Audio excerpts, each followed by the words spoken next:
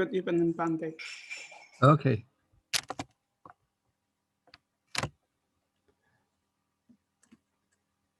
So are we ready to continue? We are ready.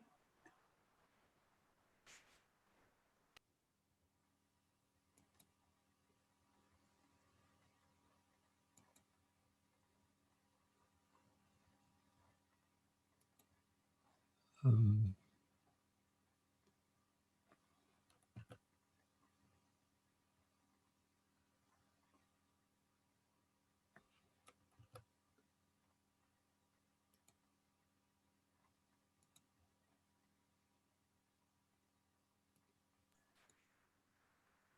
I'm going to stop sharing.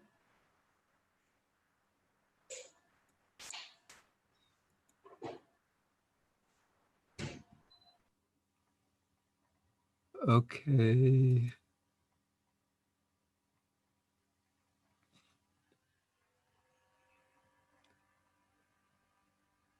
Okay, do you see my screen? Yes, Bande. Okay, so we're ready to go. Okay, so now we are starting the evening session of Sunday, September 6th. And let's just get the overview of where we are in our progress.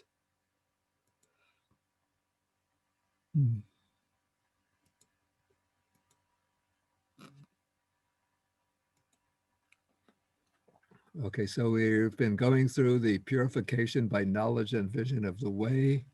And so we've gone through all of the insight knowledges up to the knowledge of reflection. And now we're going to come to the knowledge of equanimity about formations. So this will be the 9th of the knowledges. And so we had the knowledge of reflection already. So we see that when the meditator desires deliverance or liberation from all of the conditioned phenomena in all the different realms of existence in the samsara, then he again goes back and discerns, observes those formations, ascribing to them the 3 characteristics by way of knowledge, of contemplation, of reflection. And the Pali word there is patisankha, which implies like reflecting back to observe.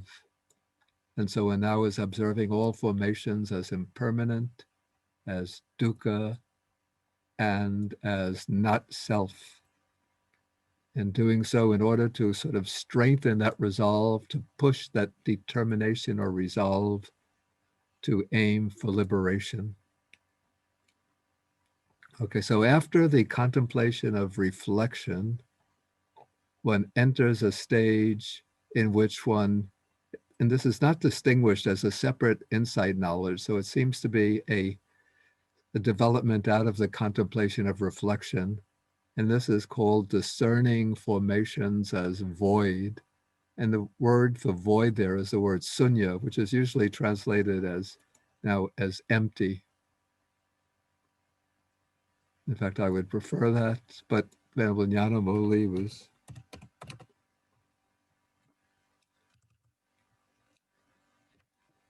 I'll have to use this.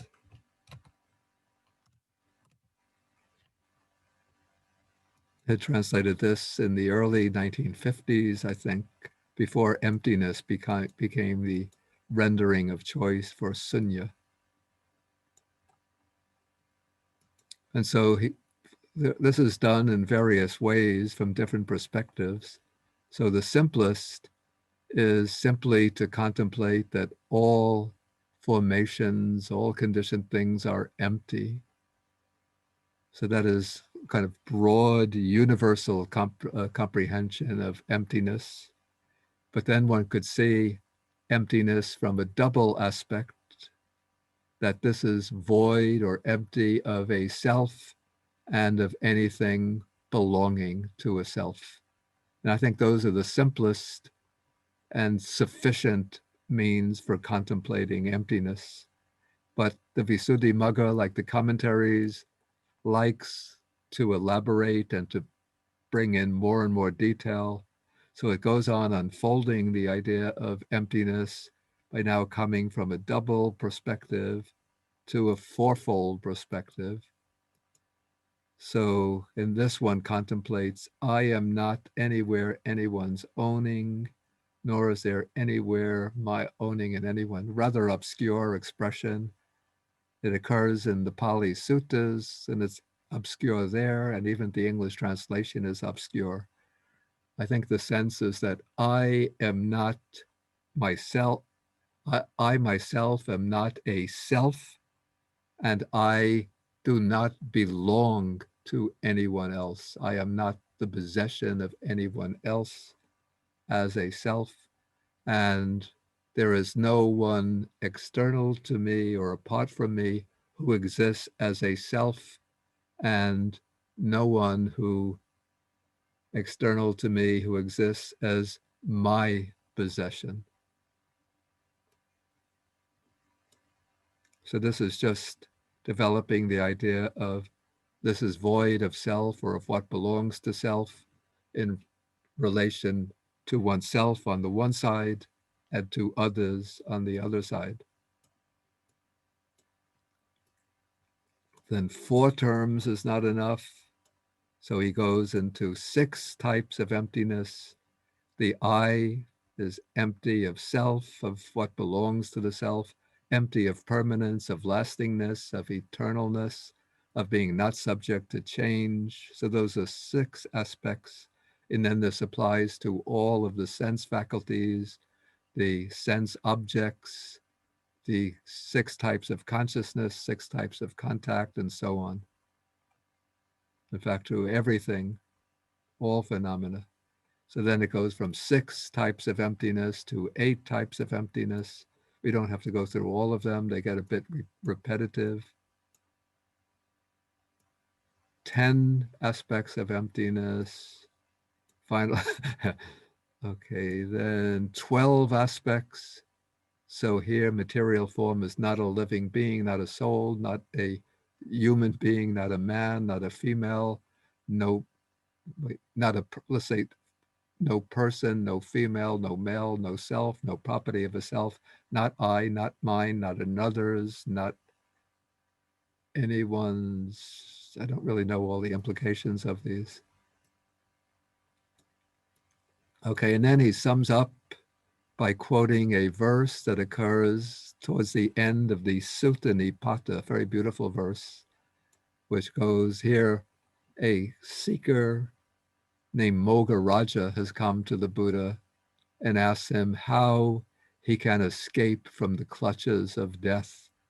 Then the Buddha replies to him, look upon the world as empty. Thus, Mogaraja, always mindful, you may escape the clutches of death by giving up it should be the view of self. For the king of death cannot see a person who looks upon the world in this way.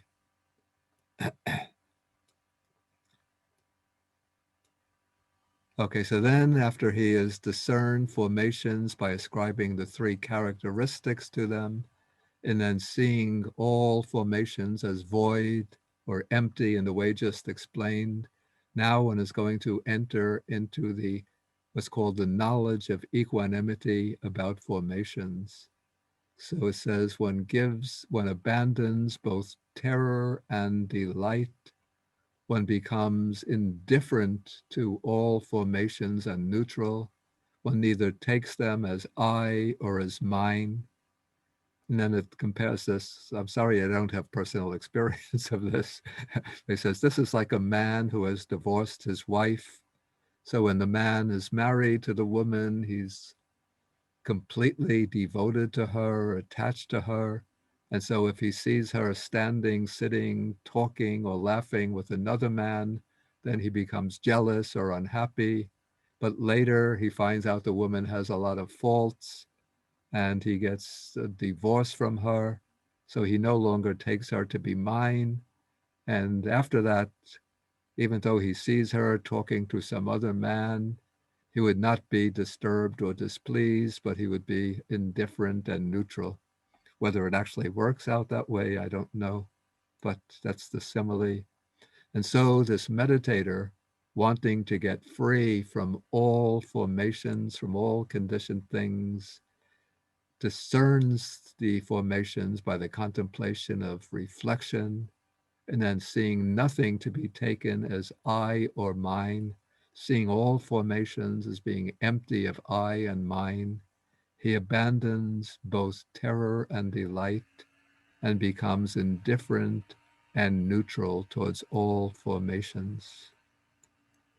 So when he knows and sees this, then his heart retreats from the prospect of rebirth in any of the planes of existence.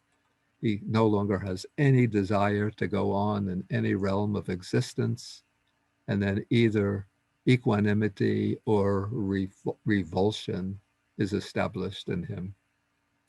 And so in this way, there is established the knowledge of equanimity about formations.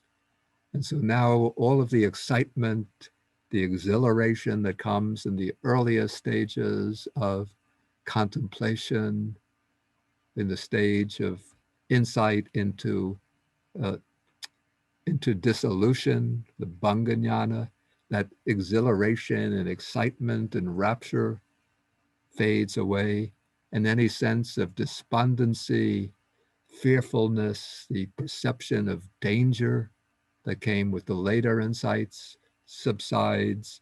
And now one just goes on with the mind of equanimity, contemplating the continual breakup of formations, the breakup of formations, again and again, looking upon this with the mind of perfect equanimity. And it's said that in the earliest stages, in the stage of the knowledge of disenchantment or the perception of appearance as fearful, or the stage, the knowledge of danger, there can come periods when the meditator feels agitated and restless and even despondent. But when he reaches the stage of equanimity about formations, the mind is just in this very tranquil, very balanced, very peaceful state. But this is not a jhanic state of equanimity. It's not like the fourth jhana, or it's not the fourth jhana, but it's a kind of equanimity that is accompanying insight into the breakup and dissolution and passing of phenomena. And so it's waiting for the opportunity for that knowledge, that insight to reach sufficient depth and power to bring the arising of the world transcending path.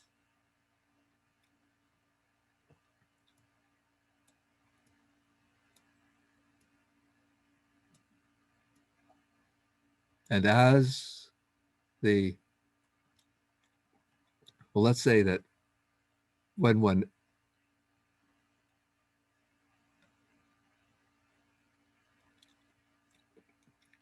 is well established in the knowledge of equanimity, but before the world transcending path arises, then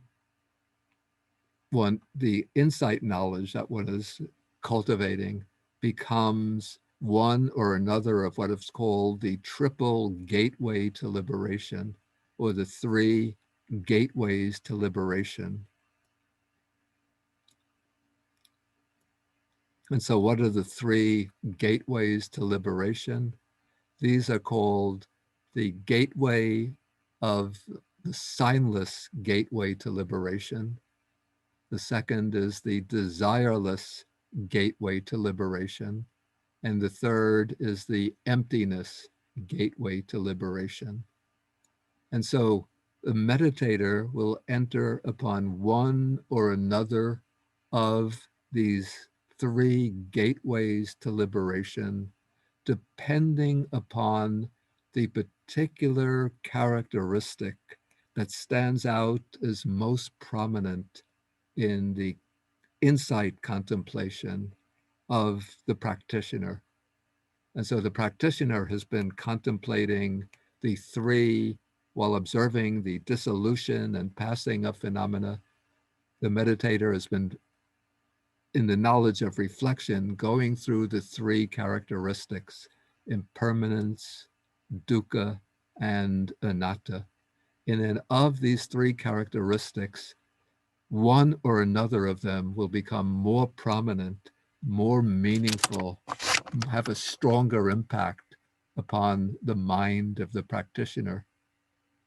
So some practitioners, for them, sort of the really inspiring and captivating and uplifting mark of phenomena is their impermanence. For another meditator, the impact, the strong impact, the strong sense of inspiration, the sense of urgency is generated by the contemplation of the unsatisfactory, deficient nature of conditioned phenomena. That's the mark of dukkha. And then others, other meditators, for them, what is most striking, most uplifting, most impressive is the mark of selflessness, of non-self, anatta. So different meditators will gravitate towards one or another of these three characteristics, depending very much on their personal temperament. And it's said, I think this comes in the Patisambhida Magga, that the particular characteristic that one gravitates to, that one inclines to, depends upon the particular spiritual faculty that is most prominent in one's character, in one's temperament, or in one's practice. This doesn't make perfect sense to me, but anyway, I'll explain what it is. So it's said that the person who inclines most strongly towards faith as the dominant or governing faculty is the one who tends to focus upon the mark of impermanence. And that meditator will then will enter upon the signless gateway to liberation. The meditator for whom samadhi or concentration is the strong faculty, the dominant faculty, will tend to focus upon the deficient nature, the unsatisfactory nature of conditioned phenomena. In other words, on the mark of dukkha, and that meditator will tend to enter upon the desireless or wishless door of liberation, a gateway to liberation. And then the meditator for whom panya or wisdom is the strongest faculty will tend to focus upon things as being non-self, empty or void of self. And so that meditator will incline to enter the emptiness gateway to liberation.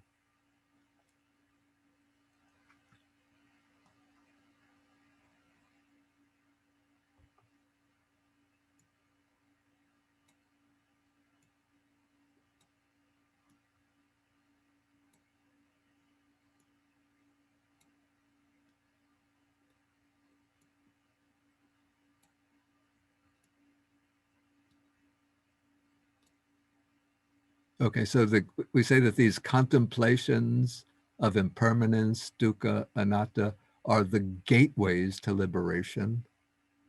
And then it raises the question, what are the liberations to which these contemplations are gateways? And so there are three liberations.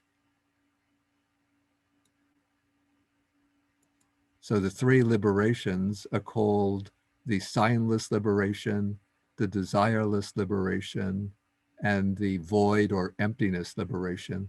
And these are actually just, it's not that they are really separate liberations, but these are just, the liberation is the noble path, the world transcending path. But these, the noble path is given these three designations because different practitioners focus upon different aspects of the path, of the world transcending path. And so the Patisambhidhamma explains that one who has great resolution, and by great resolution, this is implying the faculty of faith. So we could say that the faith is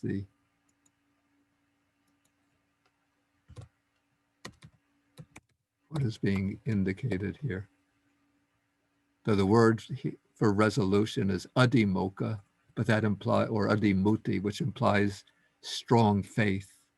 So one who has this great resolution through faith brings formations to mind, contemplates formations as impermanent, and thereby acquires the signless liberation. That is, this meditator will enter the path through the aspect of its signless aspect, devoid of any of the signs or marks of conditioned phenomena. Then one who has great tranquility,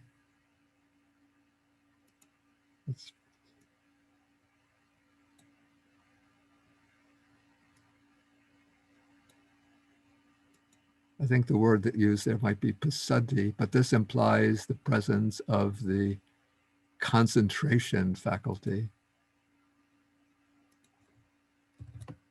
or samadhi.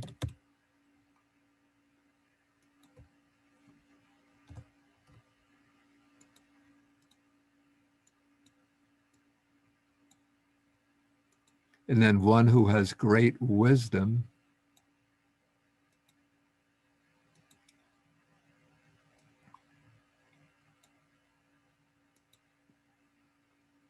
brings formations to mind as not self and acquires the emptiness liberation.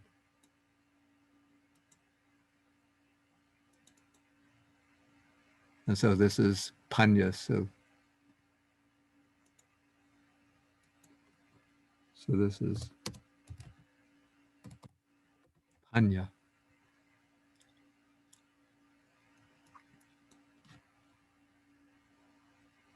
Okay, then the text is going to explain that the path, the noble path, acquires these three names, signless, desireless, and emptiness, because of the aspect of nibbana upon which the path focuses. That is, the world transcending path, as we're going to see, turns away from conditioned phenomena and focuses upon nibbana. It takes nibbana as its object of realization. And so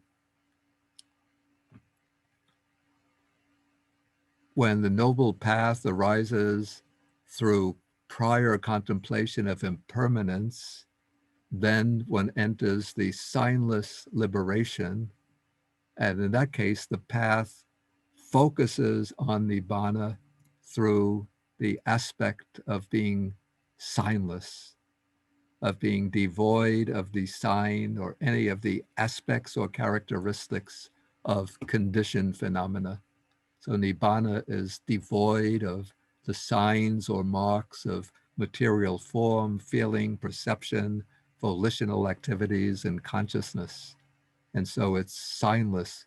It doesn't have any fixed, determinate signs or marks.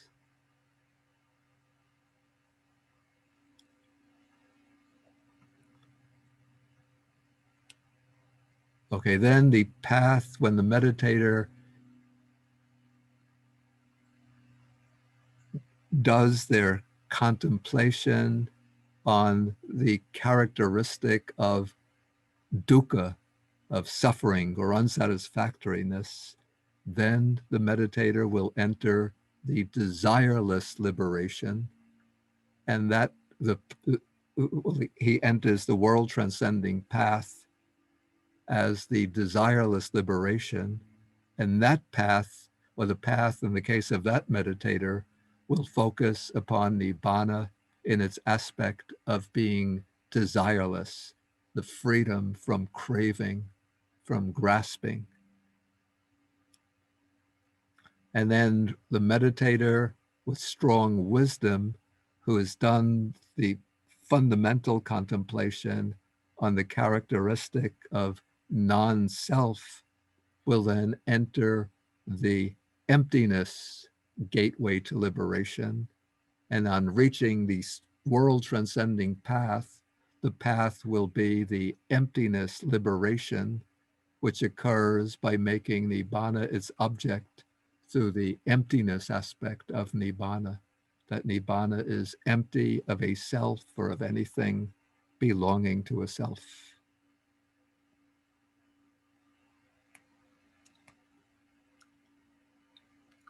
So these, we have three gateways. Maybe we could put this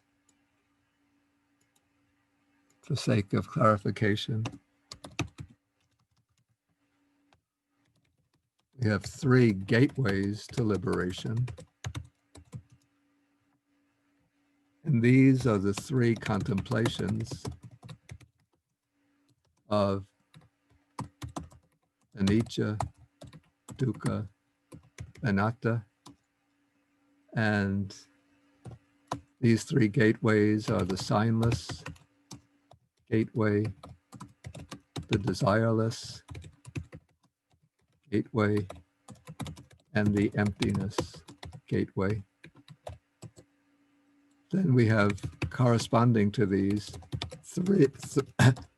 three liberations, and all of these are equivalent to the world transcending path.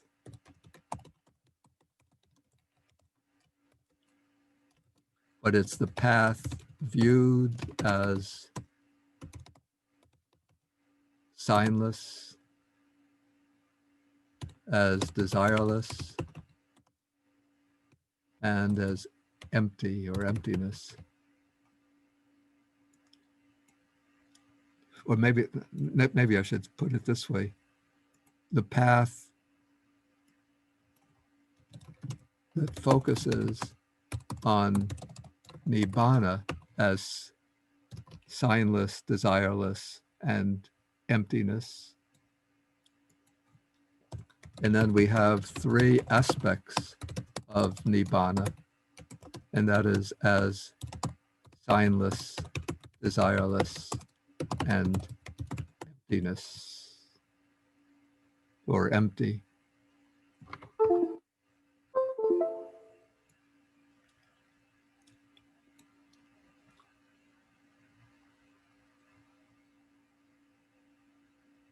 And then according to the system of the Patisambhida Magga, as I said, the three gateways, which gateway one chooses is determined by the faculty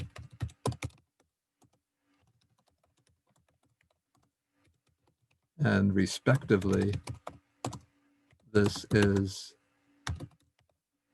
faith, samadhi, and wisdom.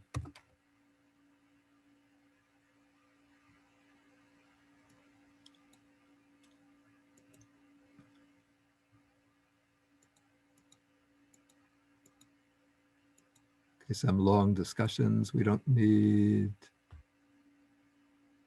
this. We don't need right now.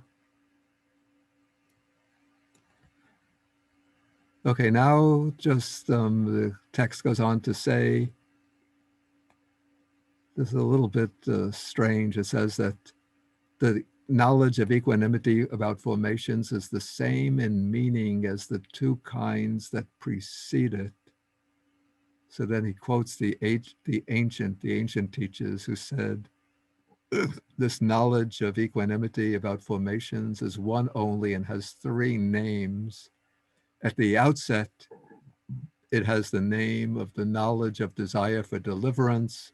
In the middle, it is called knowledge of reflection. In the end, when it has reached its culmination, it is called the knowledge of equanimity about formations. But I find this a little bit strange because we find in the Visuddhimagga system itself, these are three knowledges that they're linked together, of course, but there seems to be a definite difference in the character of these three knowledges. So I wouldn't be too troubled by this.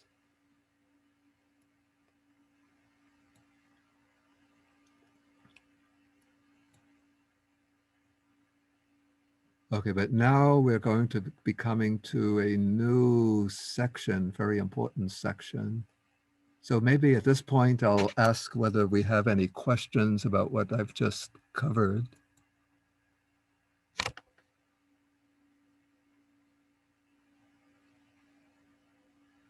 Okay, let's see what time it is. Okay, we could take about 10 minutes of questions. Okay, Chi. Let me, okay. This discerning formations as empty, is it different from discerning the three characters from before? Meaning that is this a necessary step or a different way of contemplation?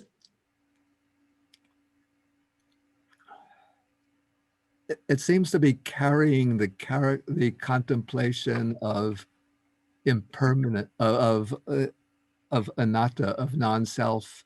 So it's in, I would say it's in continuity with the contemplation of anatta or non-self, but it's carrying it maybe to a new depth, a depth through which one now is able to overcome the tendency towards maybe exhilaration and delight as the contemplation gains in force and momentum, and the tendency towards occasional agitation and despondency when one enters the knowledge of fearfulness, of danger, and disenchantment. And so that's that contemplation of formations as being empty that enables one to settle into that state of equanimity. That's the way I would understand it. Okay, thank you. Okay, Kenneth.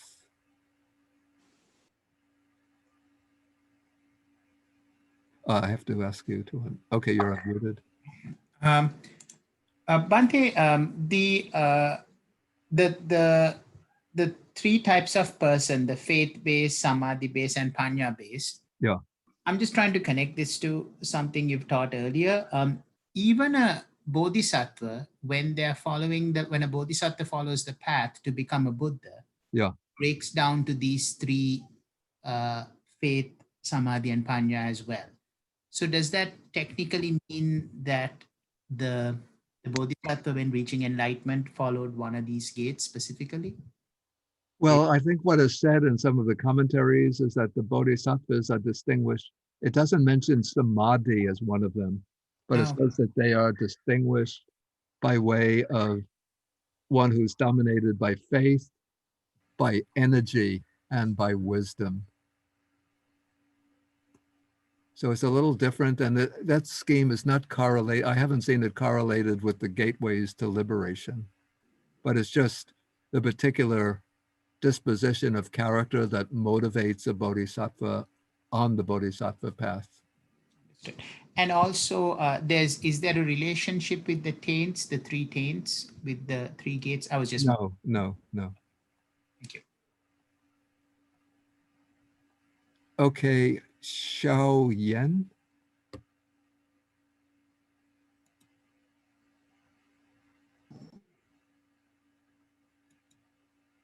Okay, you can unmute yourself. Okay. Hi, Bhante. Thank you for this teaching. I had a question about, I think it was section 63, where you were talking about the knowledge of equanimity and how that is established. You said something in passing about repulsiveness. Yeah, as sort of the alternative of what is established. I was wondering if you could say more about that and what the goal or the path is, if that is sort of the outcome. I have to say, I find that a bit strange. I can't explain why the text brings that word in there, because it seems to me that when this particular stage is called the equanimity about formations, and so it seems that what should be established here is equanimity. I can't really explain why it brings in repulsion there, and it doesn't really elaborate on that in any way. Okay, thank you. Okay, Dayani, whoops. Okay, you can unmute. Oh, okay. Yeah. Can you hear? Yeah, okay. Bante, would you explain more about signless liberation gateway to the liberation in I think I've signless? said about as much as I can say about it. Oh, okay. Yeah, there's not really much, because when there's no, there are no, the way it's explained in the text, it says that this is indicating that Nibbana lacks any of the signs or marks of conditioned phenomena. And so the way we interpret the things that we encounter in the field of perception is by ascribing distinct marks and signs to them. So I distinguish, say, my cup by a certain shape, a certain color. I distinguish a clock by a certain shape, certain characteristics. And I look out, I see trees and bushes, a lake. I distinguish all of those by their marks, characteristics, and features. And when I look inside myself, I can distinguish my feelings, my thoughts by way of manifest signs and characteristics. But Nibbana is devoid of all of these determinate signs or characteristics typical of conditioned phenomena. So therefore it's called signless. Okay. Thank you, Bante. But That's it the sounds like best an way. emptiness too, Bante. Excuse me? It sounds like an emptiness too. The emptiness gateway to me. Yeah, I mean, they're very close, but there's still a difference in aspect. Signless, I guess, is highlighting the absence of any marks or determinate characteristics, whereas emptiness is highlighting the absence of any substance, core, or selfhood in it. Okay, Bante. Thank you very much. But don't forget that all the terms are really designating one thing, and so it's natural that there would seem to be some overlap. Right. Thank you very much, Bante. Okay, Yolan? Yes, Bante. My question is, you started, which gateway one chooses is determined by what? And is it me choosing the gateway or my personality leading me to a gateway, or how does it work? Yeah, I don't think one actually consciously and deliberately chooses one gateway or another, but it's just that the way I was explaining, the mind finds itself sort of naturally sucked in by one or another of these three characteristics. Thank you very much. Thank you. Yeah, and then the gateway arises based on the characteristic that one focuses on. And I should say that this is the way the connection between characteristics and the gateways are described within the Theravada tradition. I remember reading something some years ago about, maybe it was describing the Savastivada system, or maybe it was in the Daja Dulun, a treatise of the Madhyamaka school, which connected the characteristics and the gateways in a somewhat different way. I think that connected impermanence with the desireless and dukkha with the signless.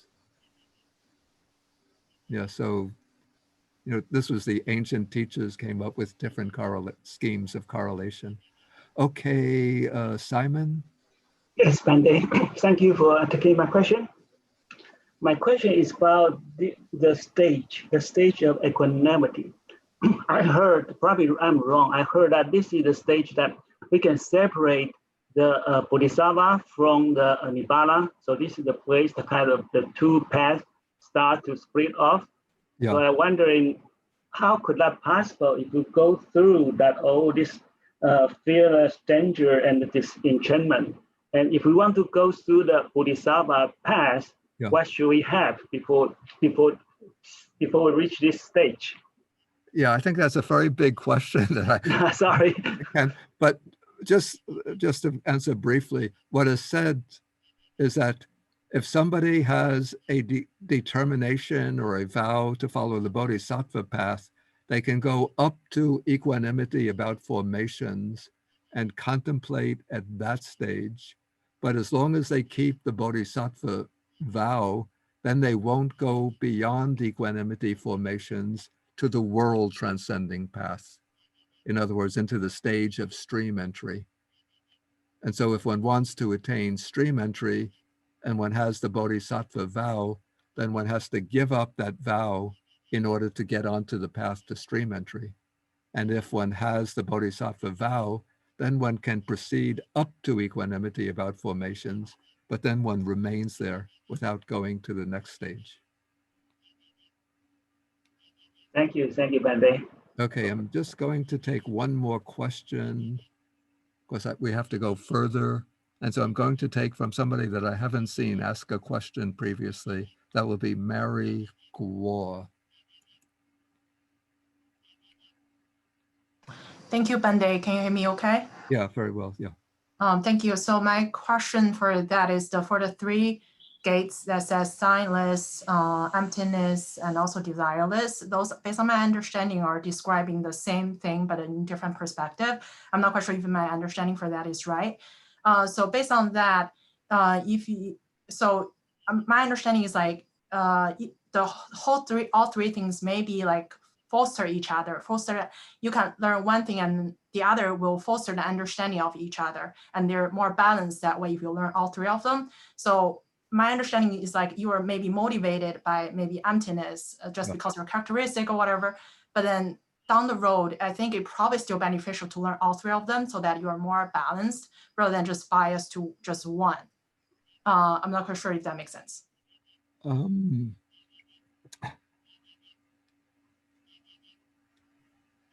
not so sure because one has to enter one or another of the gates. And of course, when you enter the gate and then you realize that you attain the path, the world transcending path, and then you realize Nibbana, then you can understand all three of these aspects. The signless, with the realization of Nibbana, then you understand the signless, the desireless, and emptiness, because Nibbana has all three of them. But to get there, you have to go through one or another of the three gateways. Thank you. That's helpful. Maybe it's like going into, let me try.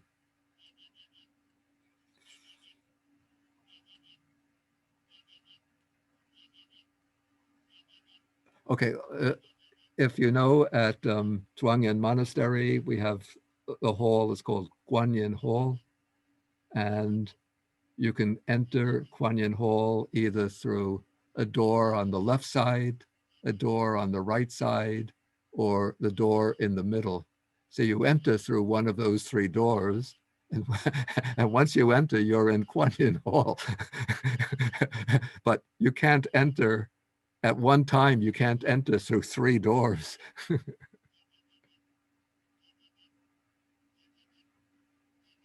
Okay, so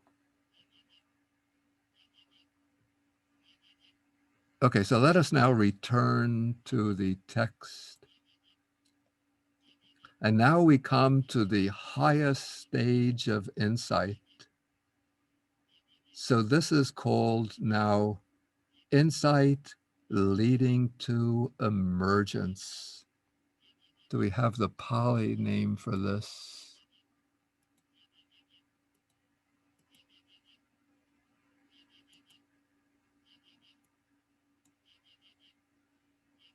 Let us put this here.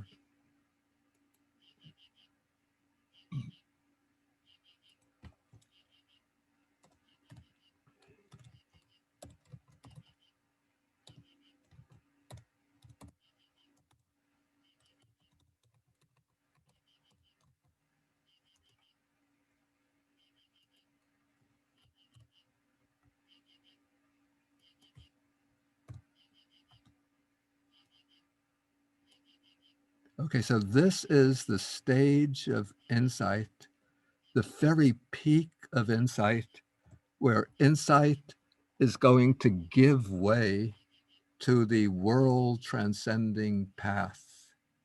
And so it begins with the knowledge of equanimity about formations. So it says insight that is reached culmination or insight leading to emergence are names for the three kinds of knowledge, beginning with equanimity about formations, but then going on to what is called conformity knowledge and change of lineage knowledge. So when you're just settled in equanimity about formations, that is not yet insight leading to emergence. But what happens when the world transcending path is going to arise? One starts off from equanimity about formations, and then it's like a gateway is suddenly opened, and one passes through that gateway, starting one takes off from equanimity about formations, then one passes through these very brief experiences, each one just a single mind moment of conformity and change of lineage. And so this is called insight that has reached its culmination, because this is the point where the insight knowledges have reached their final stage. And it's called insight leading to emergence, because it goes into, it merges with emergence. And it is the world transcending path that is called emergence. So the word translated here, emergence, Vutana, we could also render this as rising up. So it starts off from equanimity about formations, passes through conformity, passes through change of lineage, and then it enters the world transcending, the liberating path. And it is that world transcending path that's called emergence. And this insight leads irreversibly, just in quick, it just occurs as a sequence of moments, just one snap, second snap, third snap, and one is on the path. And then there comes a rather obscure passage. It's called emergence because it emerges externally from the objective basis interpreted as a sign, and also it emerges internally from the occurrence of defilement. And then there comes a detailed explanation. I don't think we need so much details, but I think this note from the Visuddhimagga commentary is helpful. So this says that, let me increase the size. And don't be discouraged if this seems very technical. Okay, so the sign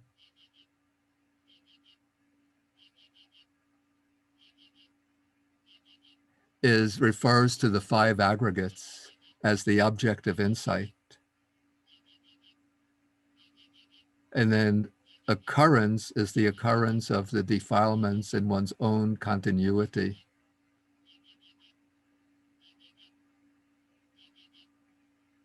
Actually, maybe I'll skip over this. It's a little bit too convoluted, the language.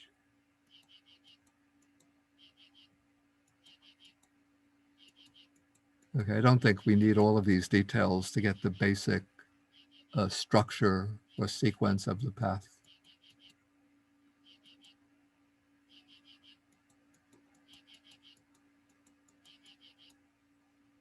Okay, so now we come to conformity knowledge.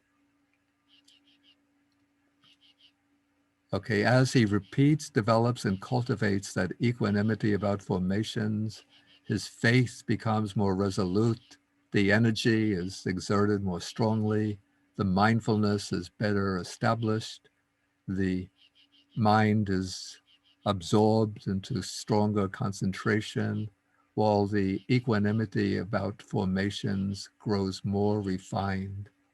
Okay, then at a certain point, there comes the meditator gains the realization, now the path will arise. Okay, now this is going to be a bit complex. First we'll read and then I'll go into more explanation.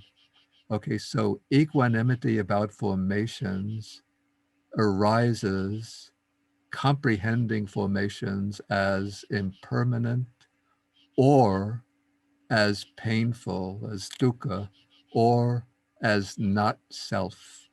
So it's focusing on one characteristic or another as determined by the temperament and interest of the meditator.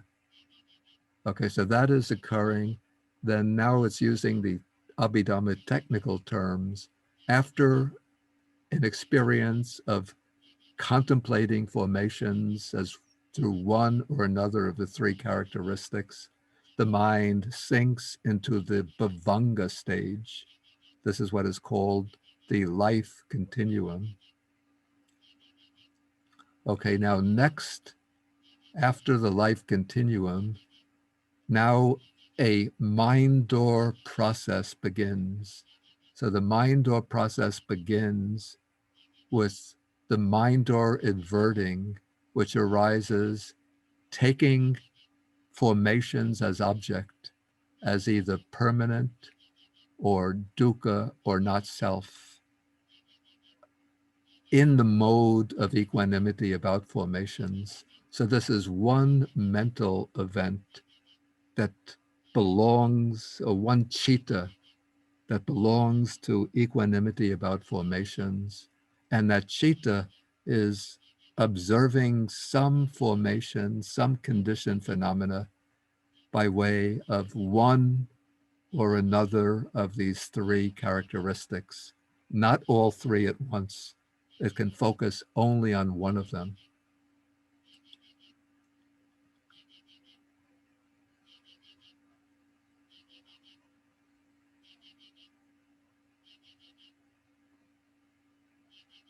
Okay, then next to this inverting consciousness, the mind or inverting consciousness, now I have to use the Abhidhamma technical terms, a javana conscious arises, making formations its object in the same way, maintaining the continuity of consciousness. And this citta, that particular citta, is called the preliminary work.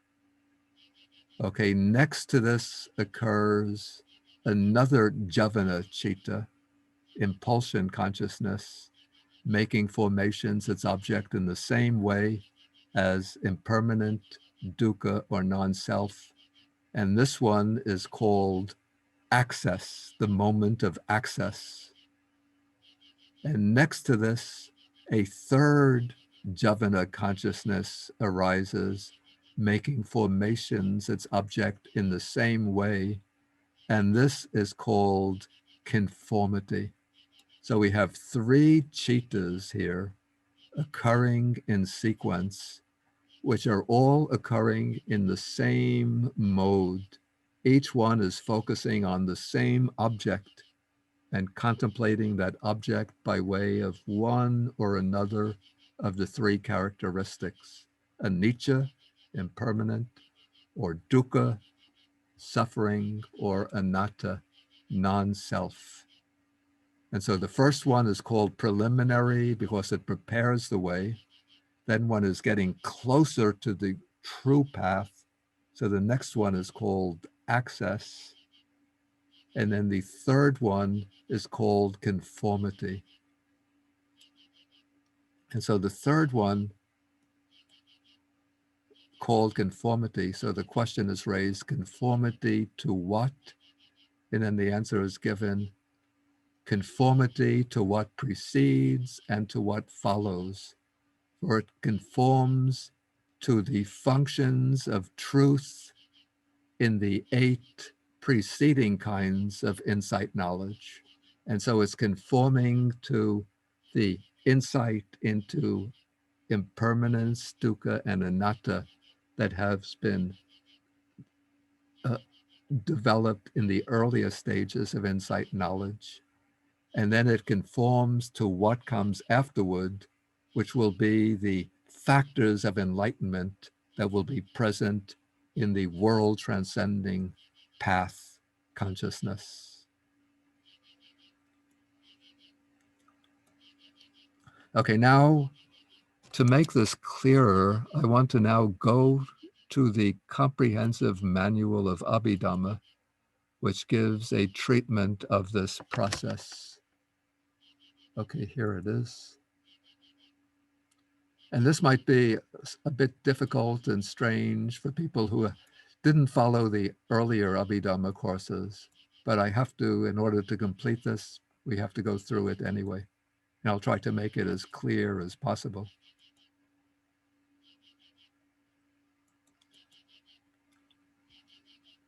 Okay, so this is an explanation of the cognitive process of the path. And the cognitive process is the way the Abhidhamma explains the sequence of momentary acts of consciousness or momentary acts of mind that occur in different types of experience. And so according to the Abhidhamma, the mind or consciousness is not just a single continuing entity, but it is a sequence or series of momentary acts of consciousness, which are each act of consciousness is called a citta.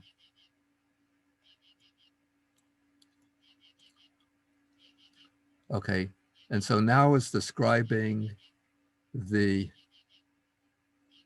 sequence of cittas that occur with the attainment of the world transcending path. And so it says that in an individual with average faculties, okay, let's begin up here. So when the meditator is about to achieve a jhana, a path, or fruition, and in this particular case, we are concerned with the attainment of a path. So that's what we're concerned with here. Okay, so before the active series of cittas arise, the mind is flowing in this quiescent state called the life continuum or bhavanga. Then it emerges from the bhavanga with a moment which is called mind door inverting. And that was referred to in the path of purification, where it says that it says, after the life continuum, that's the bhavanga, mind door inverting arises, making formations its object as impermanent or painful as not self, in the same way as equanimity about formations. So that is the mind door inverting indicated here. Okay, then in the same cognitive process, immediately preceding it, a series of sense sphere jhavanas runs its course in quick succession, leading the mind from the sense sphere plane to the absorption.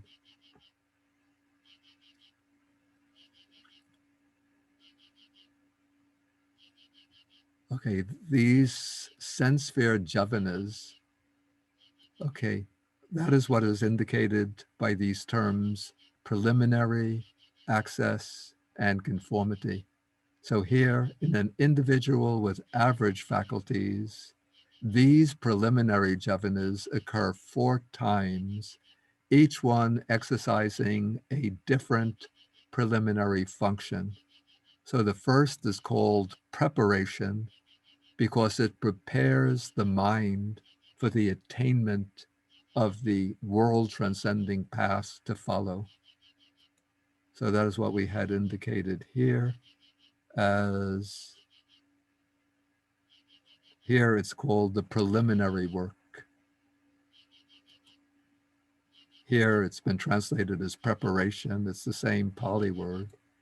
So it prepares the mind for the attainment to follow. The next moment is called access because it arises right very close to the attainment and gives the meditator access to that attainment.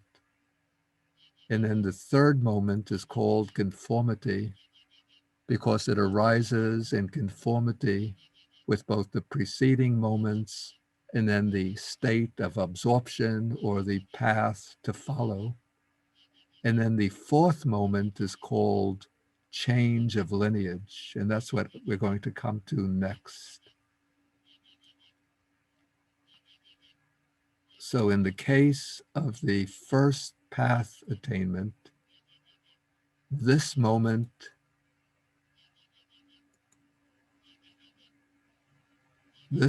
is called change of lineage because it marks the transition from the lineage of worldlings or ordinary people to the lineage of the noble ones. So this is the process in the case of an individual with average faculties. And average is said relatively, because this is a disciple who's about to become a stream enterer.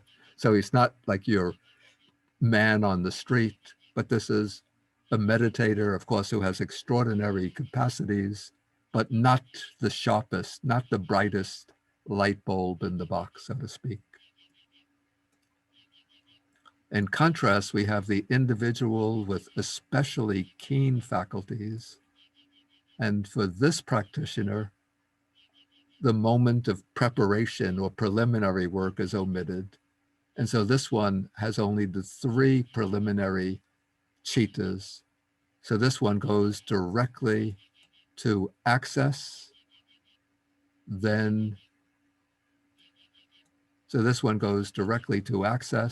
then to conformity, then to change of lineage. And then from change of lineage occurs the moment of the world transcending path. So this is a very technical Abhidhamma analysis, kind of super microscopic analysis of the different acts of mind that occur in sequence before the world transcending path arises.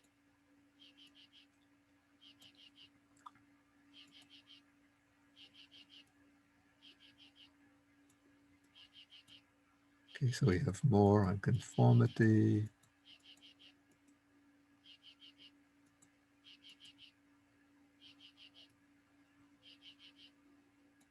Okay, so this conformity knowledge is the end of the insight leading to emergence that has formations as its object, but still change of lineage knowledge is the last of all the kinds of insight leading to emergence. So let us go back to my map, the integrated stages of the path.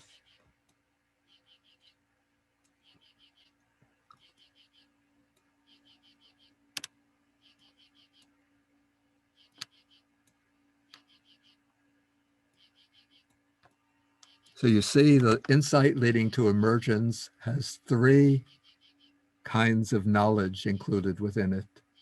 The knowledge of equanimity about formations, knowledge of conformity, and change of lineage. And now the knowledge of conformity, this one includes within it, I should put this. This includes the moments of preparation or preliminary work,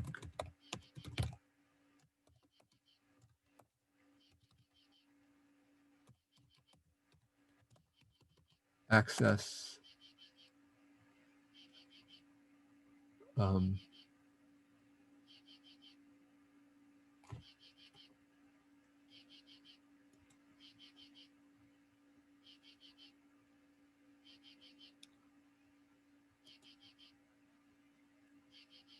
yeah, preparation, access, conformity.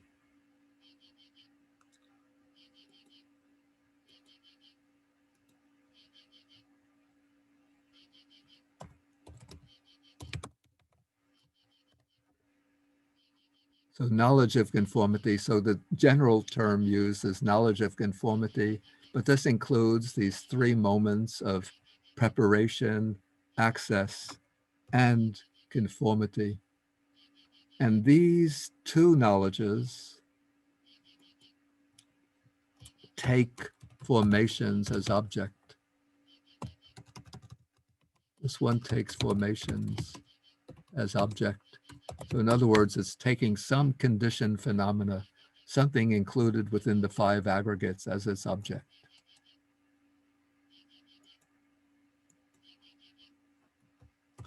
Similarly, knowledge of conformity takes formations as object. But the next one to follow, the change of lineage, this does not take formations as object, but this one takes nibbana as its object.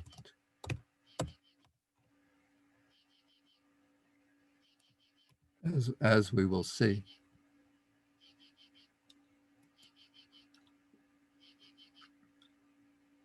Okay, so now I already explained this.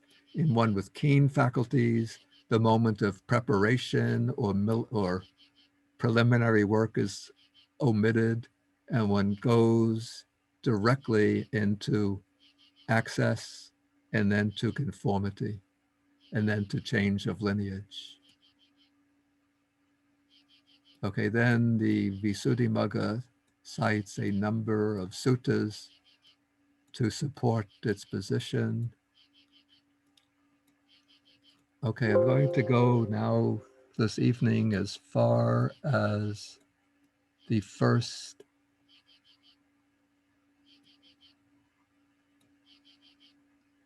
the arising of the first path. Okay, now after conformity knowledge, the moment of conformity, next comes change of lineage. And let us see this. I also wanted to show the diagram. Okay, this shows schematically, it shows the attainment of the path and fruit. Okay, so here we take the average person. So here we have, these are moments of the life continuum. So we're not considering these, but so that is the passive, quiescent flow of passive consciousness. But then the active consciousness starts with the mind door inverting. That's the meaning of the M. Then comes the moment of preparation. Then the moment of access. Then comes conformity. Then change of lineage. So these are all preparing the way. And then following change of lineage, there arises just for one mind moment, what is called the world transcending path. And that will be followed by some moments of fruition consciousness. In the meditator, in the practitioner with sharp faculties, we go from mind or adverting, we skip the preliminary consciousness. So we go from mind or adverting to access, then to change to conformity, to change of lineage, to path, and then we have 3 moments of fruition rather than 2 moments of fruition consciousness.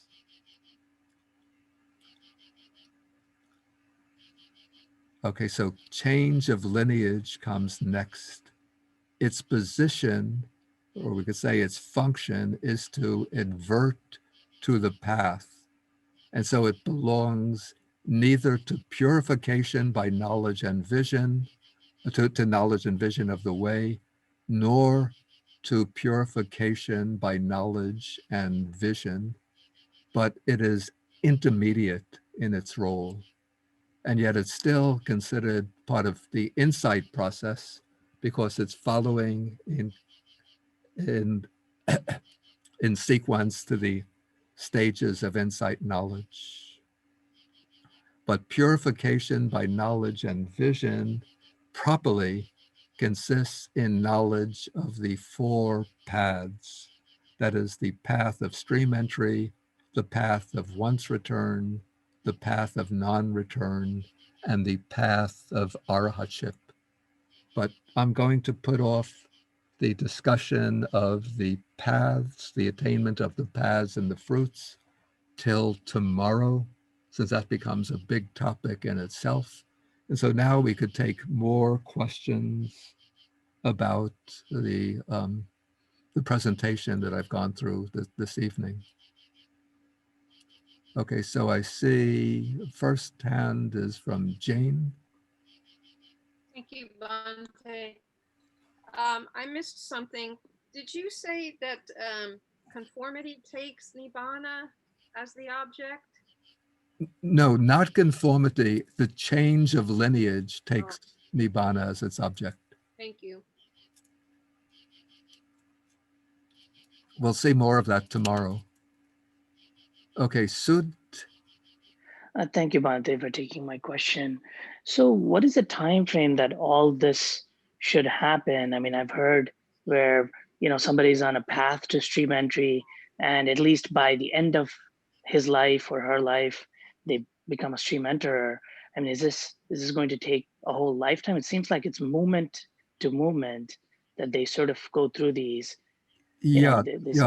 There's actually seems to be some difference between what we might call the sutta presentation of the process of attainment and the Abhidhamma presentation of the process of attainment. Okay, in the sutta presentation, it said that one enters a certain stage when the insight becomes deep enough and clear enough, one enters a certain stage which is called entering upon the fixed course of rightness. And that seems to correspond to the path of stream entry. And it said that when a person enters the fixed course of rightness, then they cannot pass away without attaining the fruit of stream entry. So this seems to imply that the person is on the fixed course of rightness for an extended period of time. We don't know, no details are given, whether it will be hours, days, months, or years. All that is said is that the person has now transcended the level of the worldlings. So the person is now a noble one, but not yet a stream enterer, and that the person within that same lifetime is bound to attain the fruit of stream entry. That's the sutta presentation, and you find that maybe stated most clearly if you want the reference, Samyutta Nikaya, chapter 25. Thank you. Okay, the Abhidhamma applies, I call this like a microscope to the actual experience of attainment. And so from that microscopic perspectives, it analyzes the experience into a sequence of mind moments. And so when one enters upon this insight leading to emergence, then that means that within the same conscious process, same process of consciousness, one is going to attain the path and the fruit. So it's immediate. Yeah, that's immediate. It's just like the snap of a fingers. I see. Thank you. Okay, you're wrong.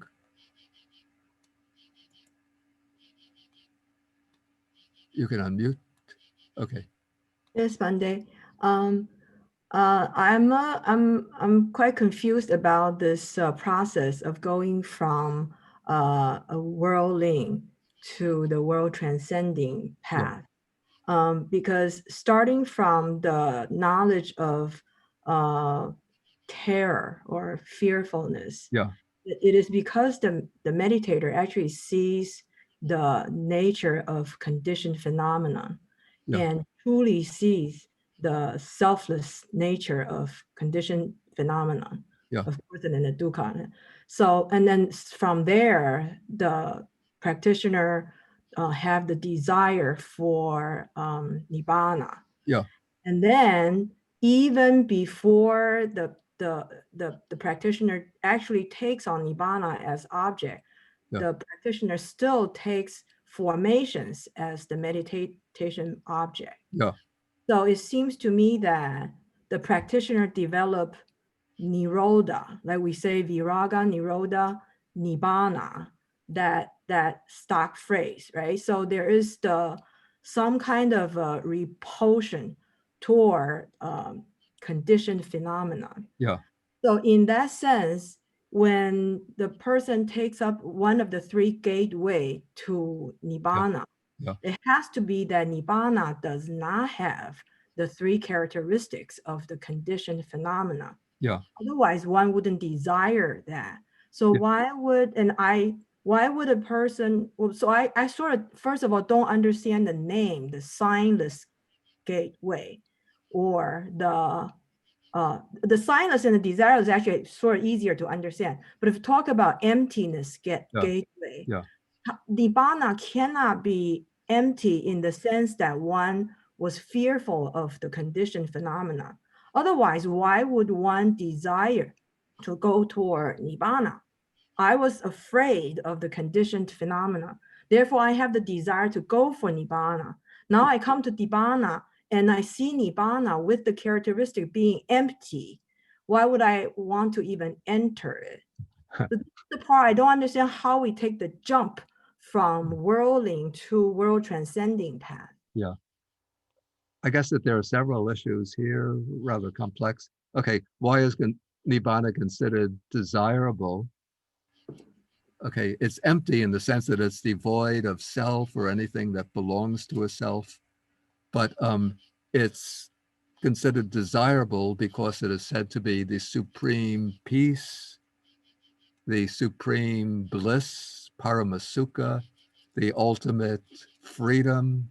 Yeah, maybe we could say in that sense, it's the supreme peace, the supreme bliss, the supreme freedom. So that is what makes it, and it's the liberation from dukkha, from suffering. So that is what makes it desirable. So when I give that explanation, then what becomes the problem? Well, I guess my problem is with my Mahayana background. You know, when we talked about, I always feel I struggle with this for many, many years. And lately I start to feel that maybe the two paths have no conflict. But I always feel that if a person is able to get to the level of seeing conditioned phenomenon as non-self, as empty, and then nibbana is not an opposite of the conditioned phenomenon. I cannot say it's a relative because nibbana is not a conditioned phenomena. Yeah. And so I don't have to go into nibbana. A bodhisattva is able to stay in the world and help everybody and fulfill the wish or the vow.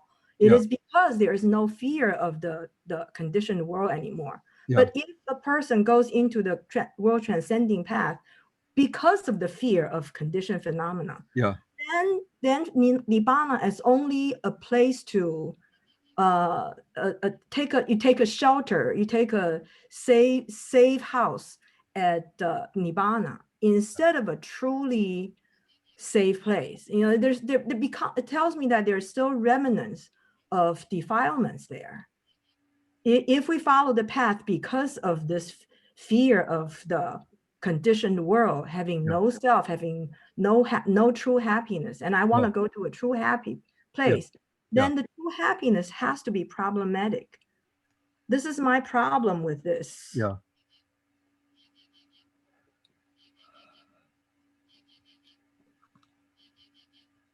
Okay, it's a good point, but it takes a lot of discussion. And now I just really have to deal with questions that are about like things that are unclear to people about the explanations that I gave. Sure. I'm sorry. Thank you, Monday. Yeah. Okay, so any other further questions? Okay, let's see. Shan Jong Bashar. Thank you, Bande. I just wanted to clarify some of the notes I took. I'm afraid I might make some mistakes in a rush.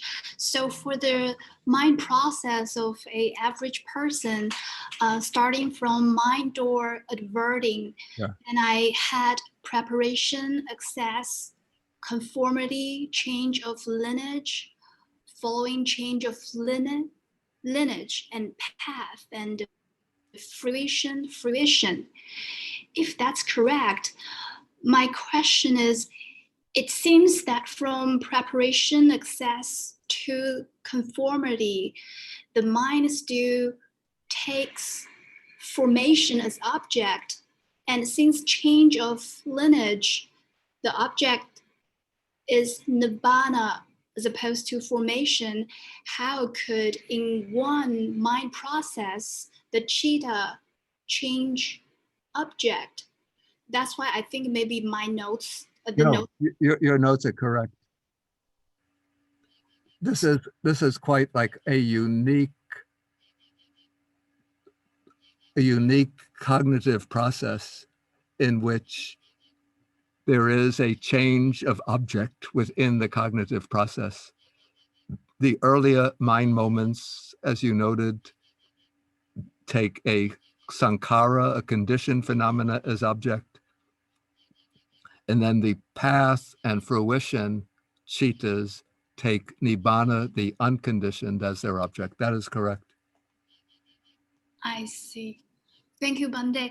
And then would you please remind me what's the object of mind door, sorry, I should say, what's the function of mind door adverting here? The notes I took down was it leads the mind from sense of fear to absorption. Is that the function of the mind door adverting here? Say again. So the mind door adverting before the first impulsion, jhana arise, is to lead the mind from sense of fear to absorption. No, I didn't say anything about a sense of fear. Okay. What I said is that the mind door adverting in a process that occurs in the mind door, it always begins with what is called the mind door adverting. That is a citta by which one turns inward to what is going on in the mind, whereas a process occurring through the sense doors, like the eye, ear, nose, tongue, and body, the first citta in that series is called the 5 sense door adverting consciousness. That turns to the sense object through one of the sense doors. It's just like an automatic type of citta. That means that a mind door process is going to begin. But there's nothing there about fear. Understood. Thank you, Bande. Yeah, you can, if you don't have it, you can try to acquire a copy of the comprehensive manual of Abhidhamma, which deals with that in detail. Thank you, Bande. Okay, then we take Nehru. Thank you, Bhante. So I have a question. This question is with me since some time. So when you said like the first path attainment, that leads to the transition from the lineage of worldlings to the lineage of noble ones. Yeah. So does that imply like when the lineage is changed from worldlings, so one has to leave the house, the home as well? You mean to become a monk or nun? No, even if he doesn't, he or she doesn't decide to become a monk or nun. Yeah. So even then, like the path from here onwards, from the change of lineage onwards, Yeah. when the lineage is being changed from worldlings, Yeah. so is it possible to keep the practice at home or have to leave the home? No, one can continue to be a householder. It doesn't mean that one has to renounce to become a monastic. Okay. Right. Thank But you. because the Buddha had many disciples, lay disciples who were stream enterers, once returners, non-returners. Yeah. They didn't have to renounce to become monastic. Thank you. Thank you. Okay, Gita.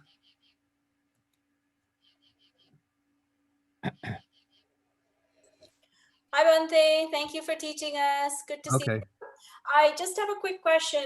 Because of the Abhidhamma and the Mahayana and Theravada, Yeah. do they cross at any point in these supramundane states? Because I've heard of the seventh Bhumi Bodhisattva as not returning in form to any suffering.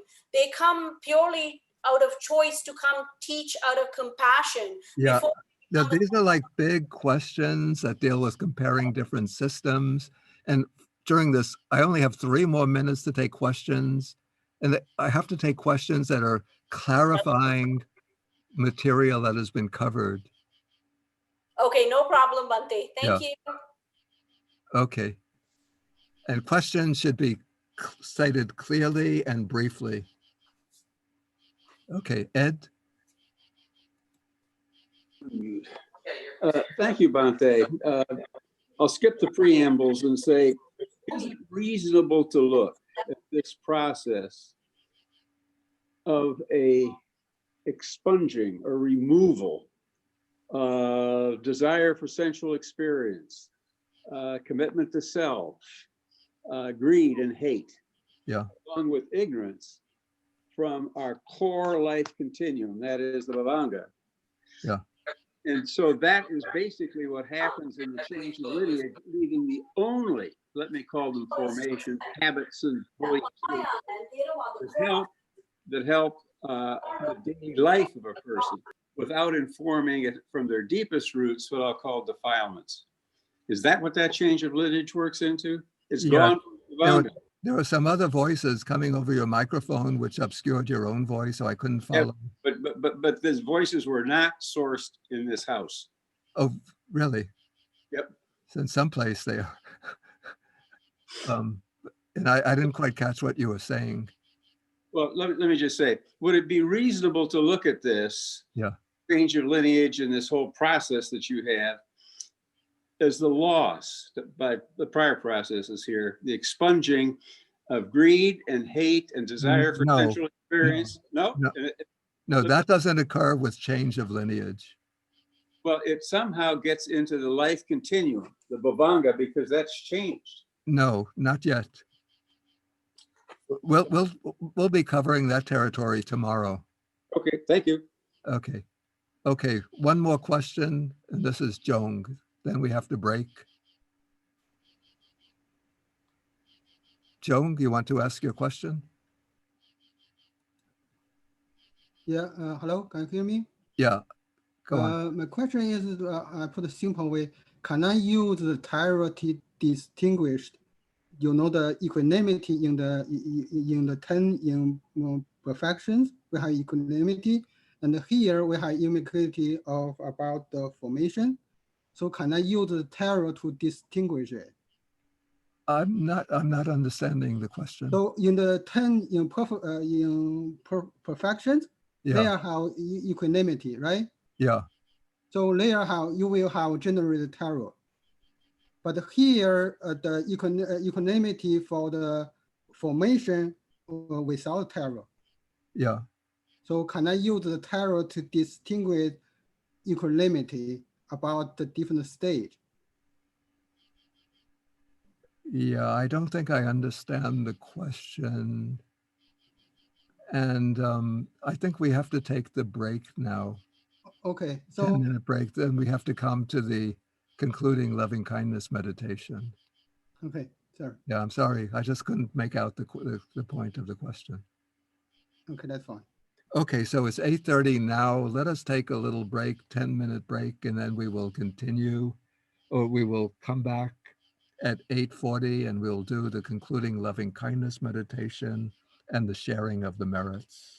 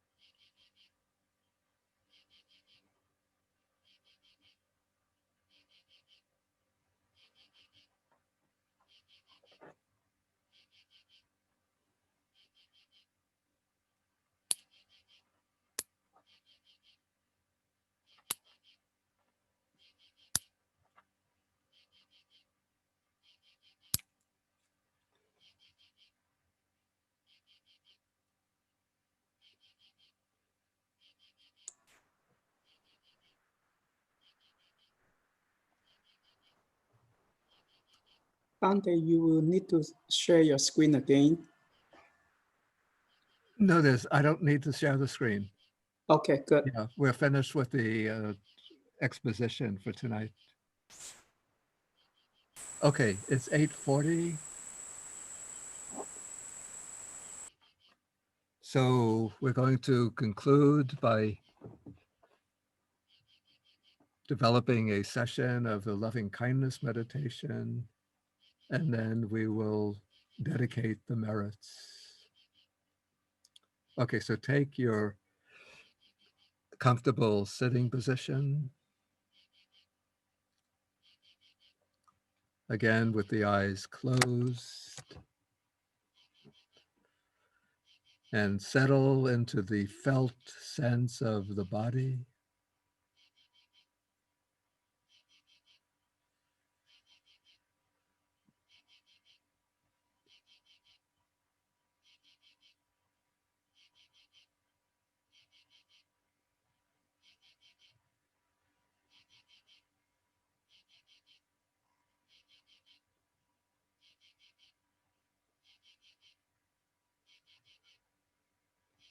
And let the mind settle in the region of the heart.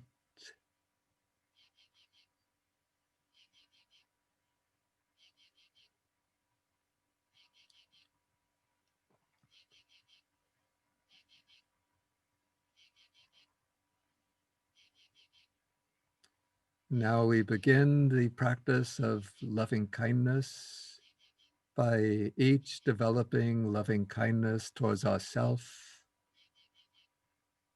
generating the wish, may I be well, happy, and safe. Using those three terms to generate the wish corresponding to each of those words. May I be well. May I be happy, truly happy. May I be safe from all harm and danger.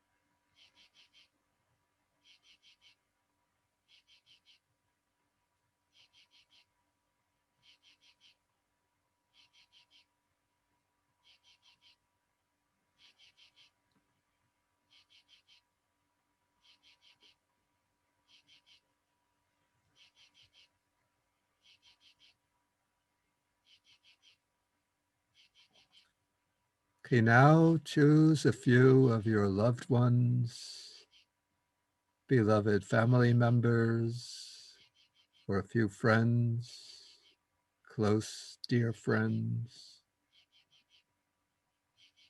See them in your mind's eye, and then generate the wish, may my dear ones be well. May they be happy. May they be safe.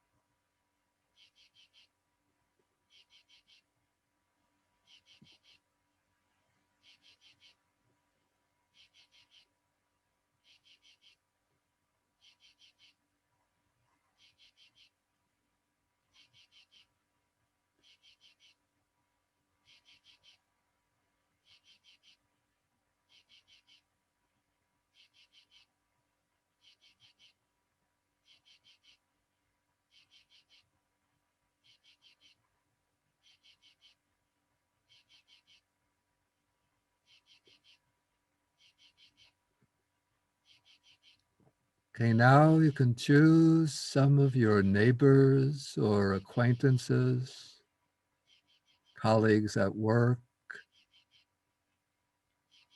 or people that you just see in your neighborhood or in your building, if it's an apartment building, and bring them into the range of your heart, and then generate the wish, may these good people be well, may they be happy, may they be safe.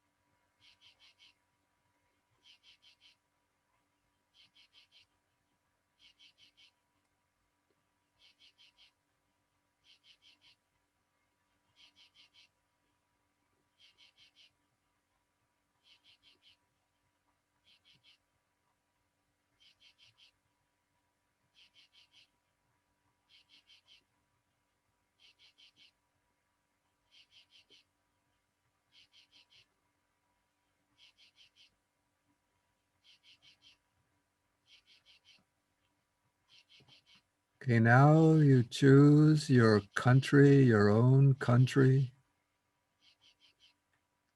and extend your mind over the entire population of that country, bringing all of the residents of that country into the range of your heart, and then generate the wish, may everyone in this country be well and healthy. May they be happy. May they be safe from all danger and from all harm and danger. And particularly in this time of the COVID pandemic, generating the wish that they will be safe from infection and harm from the disease.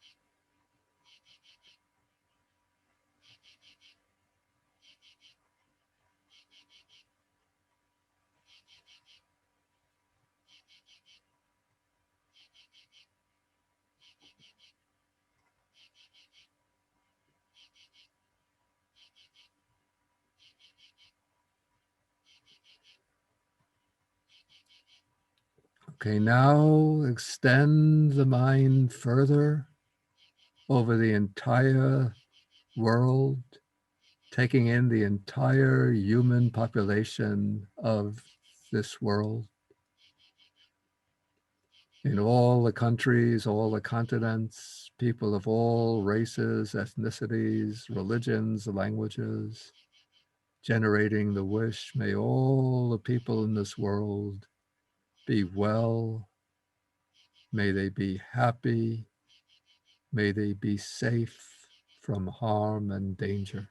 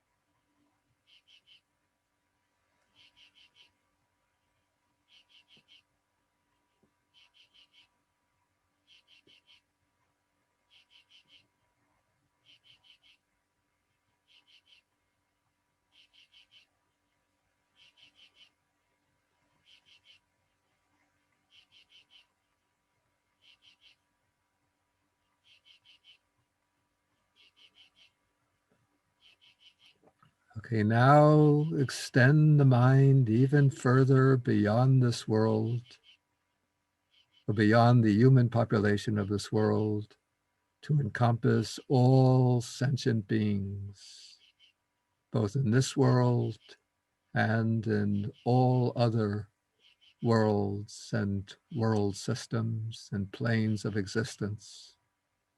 So generating the wish, may all sentient beings everywhere in every realm be well.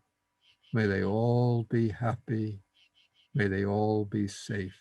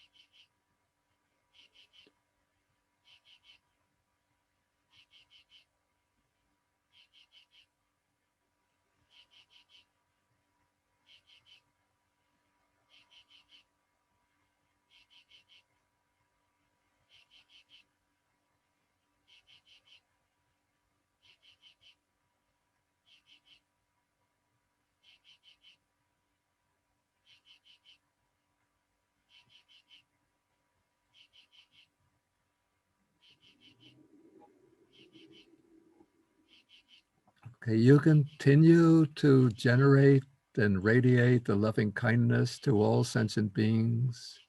And I'm going to do the sharing or dedication of the merit.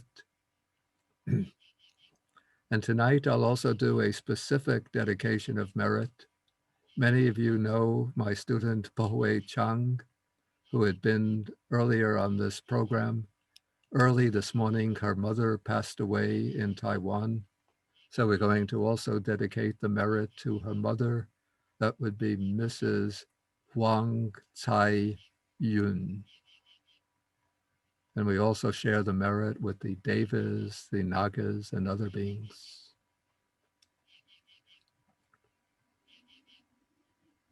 Akasata cha bhumata Deva Naga Mahidika Punyantang Anumoditva Chirang Rakantu Sasanang Akasata cha bhumata Deva Naga Mahidika Punyantang Anumoditva Chirang Rakantu Desanang Akasata cha bhumata Deva Naga Mahidika Punyantang Anumoditva Chirang Rakantu Mang Parang Etavata cha amhehi Sampadang Punya Sampadang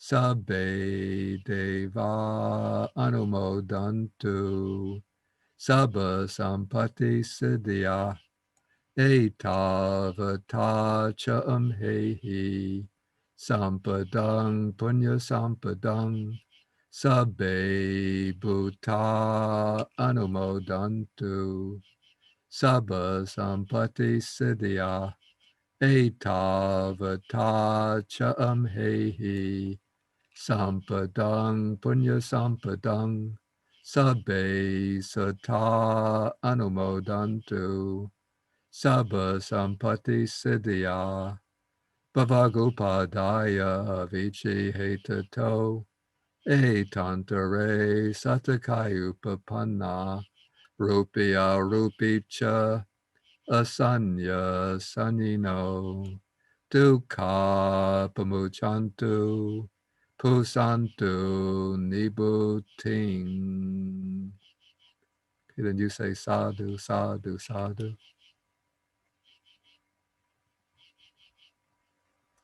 Okay, and that will be it for tonight. And then we meet again tomorrow for the final day of the retreat. And so we start the first session with the meditation at 9:20 a.m.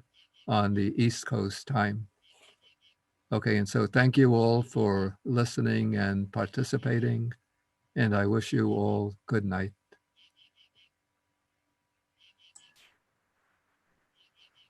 Thank you, Bande. Okay.